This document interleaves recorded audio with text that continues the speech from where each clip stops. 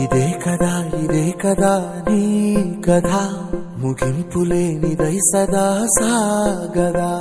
ఇదే కదా నీ కథ ముగింపులేనిదై సదా సాగదా.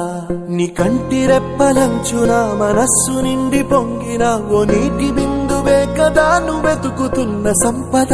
ఒక్కొక్క జ్ఞాపకానికి 100 ఏళ్ల ఆయువుందిగా, ఇంకెన్ని ముందు వేచెనో అవన్నీ వెతుకుతూ పదా. మనుష్యులందు నీ కథ మహర్షిలాగా సాగదా.